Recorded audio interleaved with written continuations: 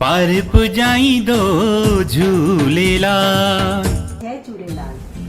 अचो त सभई गॾिजी सूफ़ी कवि मास्टर रांझन साहिब जन जो 100 उत्सव जनम मनायो। किथे किथे किथे काथे काथे काथे काथे काथे काथे लहजे छा मेरा जिया लहजे कैसा राजिया।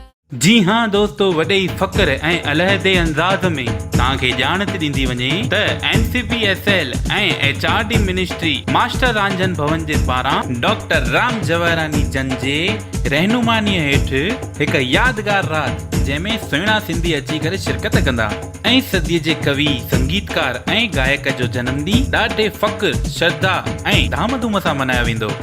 त अचनि न विसारींदा सभिनीनि सिंधियुनि खे अचण जी नींद थी ॾींदी वञे।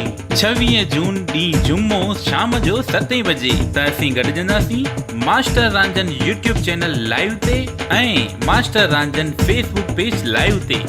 त मूंखे उमेद आहे तव्हां सभई हिन शो में ज़रूर में ज़रूर ईंदा ऐं हिन मौक़े जो लाभ उठाईंदा। त मिलूं था दोस्तों 26 जून शाम जो 7 बजे। पार पुॼाईंदो झूलेलाल।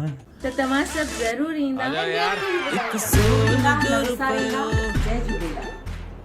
चांदीअ जो रुपयो, हिकु सोन जो